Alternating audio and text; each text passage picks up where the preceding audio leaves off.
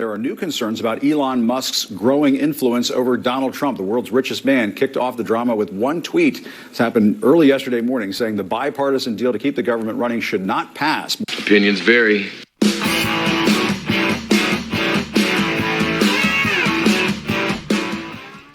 What's up, everybody? Welcome back to Opinions Vary. It's Opinions with an A. Please like, share, and subscribe. And Elon Musk for Speaker of the House. Yes, Elon Musk for Speaker of the House. He can be elected Speaker. You don't have to be a member of Congress to be elected Speaker of the House. That's in the Constitution. And Senator Rand Paul has floated the idea, and quite frankly, I love it. I think it should happen. And we have a mess now on Capitol Hill because Mike Johnson is weak. Mike Johnson is not a good Speaker of the House. He should be removed. He needs to be replaced. And I say he should be replaced by Elon Musk. That would be the greatest thing of all time. I would love it. Now, let's get into this report from Jim Acosta and Brian Stelter on CNN, who are basically triggered by Elon Musk in this case because they don't like that Elon Musk is the new media, and they're going to say he's fake news, he spreads fake news, and that is like the pot calling the kettle black of all time, is it not? And we'll also get into an ABC News report on the possibility now of a government shutdown. I say let the government shut down. If the Republicans can't come together and put together a bill that they all vote on and pass and then stick it in the Democrats' face to say you either vote on it or it's a government shutdown in the House and then the Senate, then they are useless because I am sick and tired of Republicans complaining about we only have a thin margin.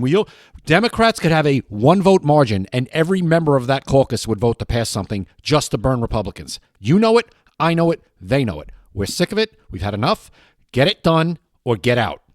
Without any further ado, let's go. And there are new concerns about Elon Musk's growing influence over Donald Trump. The world's richest man kicked off the drama with one tweet. This happened early yesterday morning, saying the bipartisan deal to keep the government running should not pass. More than 13 hours later, the president-elect joined him, warning any Republican who supported the deal would be primaried. Let's discuss with CNN chief media analyst Brian Stelter. Brian, we've really never seen anything like this before, where Elon Musk is out there saying, kill this deal, and then it's killed. And I know that we often talk on television, on cable news about things being unprecedented. Sometimes maybe we're not quite right. In this case, we are right. Yes. Jim, this is unprecedented. This is the world's wealthiest man, a business tycoon, now at the hand of Donald Trump. You know, we know, for example, last night at Mar-a-Lago, Musk is sitting right there at the table with Trump and Jeff Bezos. He really is the best buddy in chief. And that's why this deserves a lot of scrutiny. So much of what Musk was posting on X yesterday about this spending bill was either misleading or outright false. He was referring to this bill being criminal. It's literally a legal piece of paper that he's... Okay, moron, you're literally taking what he said literally, you dope. He means criminal in the way that they're spending money like drunken sailors. That's what he means, fool. My God. Calling criminal. Right. There's a lot of misinformation that Musk is spreading about this spending bill. I think that's a big part of the story here. No, you're making it a part of the story. Nobody else cares, but we'll talk about it just to rag on you. Yeah, and I was going to get to that too, Brian. I mean, Musk did lead this campaign.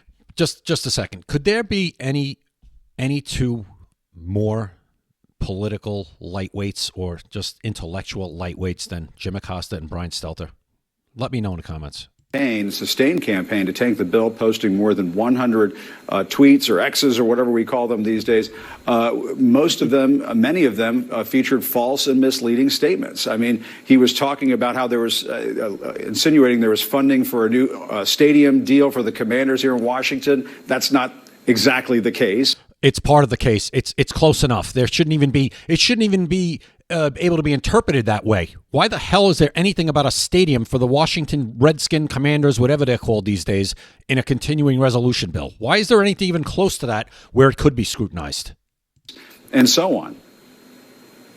It oftentimes seems that Musk is learning about how government works for the first time. And there is value in having an outsider's point of view. Lord knows when you have newly elected lawmakers come to Washington, they come with new and fresh and innovative ideas. That is a part of what makes government better. But Musk, this unelected figure who has this enormous amount of power, it sometimes seems as if he's just starting to learn how the government functions. And as a result, some of his X posts are completely false. And by the way, it's not just me saying it. Representative Dan Crenshaw, a Republican law. Dan Crenshaw's a rhino. Maker tweeted to Musk last night and said, "I love you, Elon, but you need to take 5 seconds to check your sources before highlighting bottom feeders looking for clicks." Musk likes to post anonymous Dan Crenshaw just got himself on the primary list. Let's hope that could happen. Accounts that are spreading misinformation. And let's recognize a lot of people have benefited from Musk. The Tesla stock has been on a tear lately. Lots of Yeah, including everybody he employs. Who have you ever employed, Brian Stelter? Jim Acosta, you ever employ anybody and pay their salary and their health benefits? CEOs going to Mar-a-Lago, they're probably jealous of Musk right now, both because of his relationship to Trump and because of the performance of Tesla and Musk's other companies. So there's a lot Musk can bring to government. But his behavior on X and his influence over the spending bill, it also shows how misinformation is at work here, Jim. Yeah. What misinformation? The bill sucks. The bill sucks. He's there as part of DOGE, as Department of Government Efficiency, and the bill sucks. It's not misinformation. That's truth. I mean, for all the talk of calling people fake news and so on, we can put this up on screen. He says the bill contained a 40% pay increase for members of Congress. I don't know if we can put that up there or not. There's a cost of living increase in it. I don't care what it is. I don't care if it's 40% or 0.4%. Why do they deserve a dime? They don't deserve a dime of a raise. In fact, they should have their salaries reduced. That's how bad they are. But nothing as high as what he said. So to Dan Crenshaw's point, Elon Musk is spreading fake news. Oh, because he got the percentage wrong. Okay, but there is, in fact, a raise for Congress in this bill. And I bet it never would have been found if it wasn't for people like Elon Musk looking through it. It would have been slipped through. These people are disgusting. He is fake news. And he relies on people to reply to him and tell him what's up. He says, "You are the media now." That's his message on X. And yet that really leaves a lot to be desired. You had every right to go on X and reply to him, Brian Stelter. You too, Jim Acosta. You could reply in the community notes, couldn't you? Or you could just reply under his tweet and say, "No, you have the percentage wrong." You could do that. See, that's the difference. You're free to go on that platform in real time, and if you have something that he got wrong, you can correct him. We can't do that to you while you're there on television talking, spewing lies for the past how many years? We have to listen to it. Yeah, and it does raise the question, Brian, because you and I covered this during the first Trump administration. There were always the conversations about, will Trump fire this person by tweet and so on. Now we have to wonder, as Donald Trump is going into office, will Elon Musk be firing people and then Donald Trump responding? I mean, it does add to the chaos of all of this. That's completely Brian stupid. Stelter, as always, thanks a lot. Really appreciate it. So there you go. Two lightweights, Acosta and Stelter. CNN, you see their ratings lately? Like I said, the only people watching are their family and friends, the anchors, and people like me who do YouTube content. That's it. Nobody else is watching, and we'll bring it to you to make fun of it. Okay? Now let's go to ABC News, and they're going to report about the impending shutdown. Let's go. President-elect Trump is taking credit for killing a government funding deal as lawmakers race desperately to avert a government shutdown. Trump tells our chief Washington correspondent, John Karl, there will be a government shutdown unless Congress eliminates or extends the debt ceiling. Congress has until tomorrow's deadline to keep the government funded. Senior White House correspondent Selena Wang joins me now along with Jay O'Brien on Capitol Hill. Selena, let's begin with you. What more can you tell us about President-elect Trump's reasoning for killing this deal with virtually no time left? Yeah, well, what the president-elect is making clear in his interviews this morning is that he cares more about the debt ceiling being addressed, which is not part of that spending bill that was rejected, than he is about the actual levels of government spending. He told our John Karl that there will be a government shutdown if the debt ceiling is not addressed, saying that he's willing to risk it because if the government shuts down, it wouldn't be his fault, but the blame would be on President Biden, saying that government shutdowns only impact and harm the person who is currently the sitting. Where the hell is Joe Biden? The government might shut down right after Christmas, which they're going to whine and cry about in a little bit. Where's Joe Biden? Isn't he the president still? I mean, I know he really isn't, but he is, right? He's still technically the president, right? Where is Joe Biden? Why is nobody asking where Joe Biden is to try and help this get over the goal line? I got to tell you, we are in such a biased, partisan media. They don't even acknowledge that Joe Biden exists right now. This is all being blamed on Republicans, and I also blame the Republicans for that. The weak ones, the Mike Johnsons. You put yourself in this position, you moron. You'll never learn. You need to go. We need to get these rhinos out. Primary them all.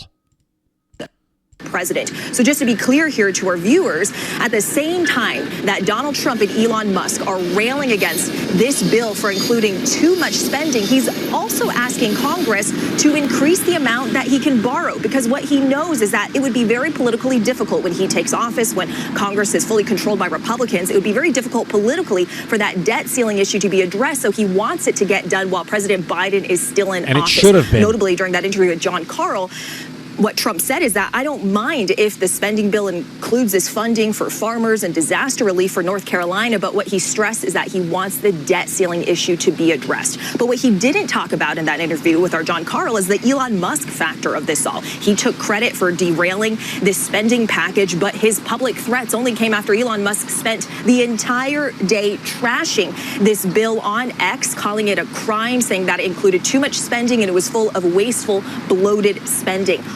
Which it is. After that entire day almost of attacks. It also, by the way, just so you know, it includes Congress an opt-out from Obamacare.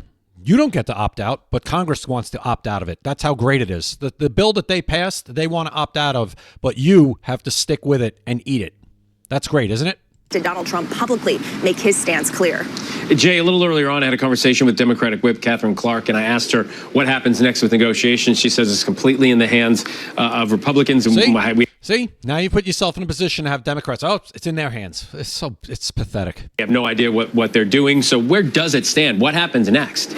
Yeah, Phil, Republicans are scrambling at this hour. I was told late last night by senior Republicans that they essentially took that government funding plan that Speaker Johnson had crafted, that Elon Musk and President-elect Trump came out against, and they threw it in the waste paper bin, and now they're working on something else, but nothing's down on paper yet. We don't even know if the House is going to vote on anything by the end of today. And this doesn't just have to get through the House by Friday to avert a government shutdown, but it also has to get through the Senate, too, where there could be drama as well. So get it to the Senate and let that fall on Chuck Schumer.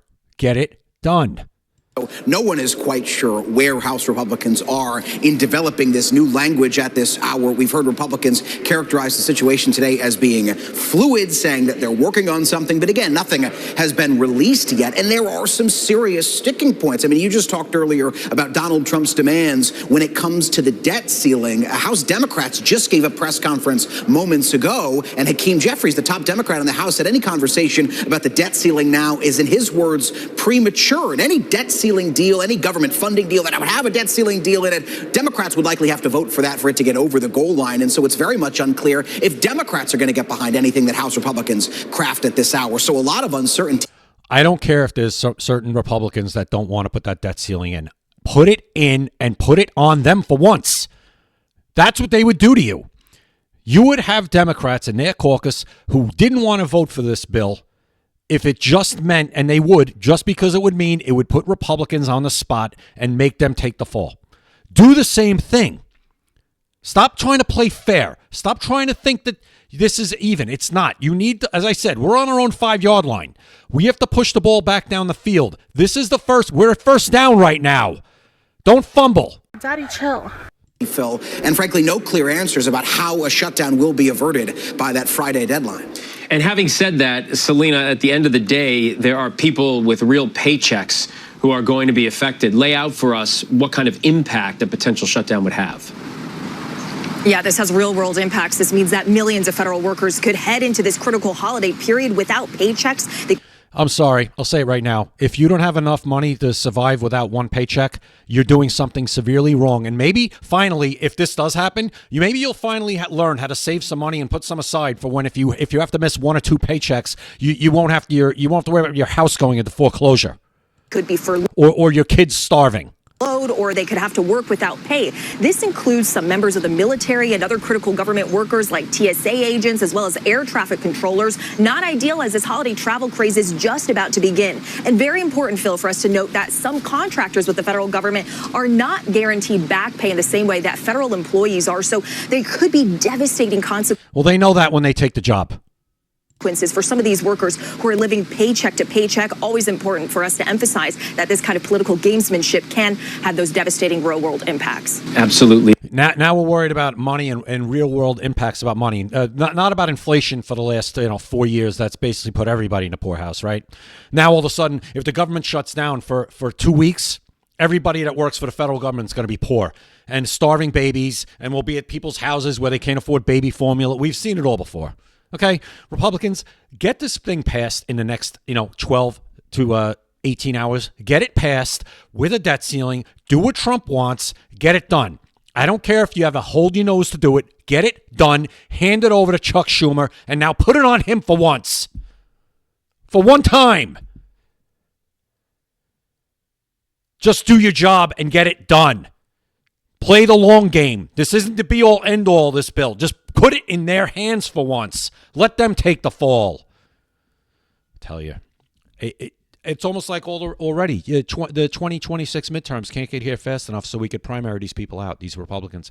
It's enough. It's enough. And I said it in my last video. We have Elon Musk, finally somebody who's saying something to say, I'll fund somebody to the point where they will primary you out of office. Finally. And I said, put Elon Musk, make him Speaker of the House. Let him run this government like he runs his business. It's doing pretty well, apparently, right? His businesses, they're all SpaceX, Tesla, they're doing pretty well. Let him run the House of Representatives like he runs his business. Maybe then we'll start to see some real change. The change we all voted for. I'll leave it there. Tell me what you think in the comments. I appreciate you watching. Like, share, and subscribe. I'll see you next time right here at Opinions Vary. Opinions vary.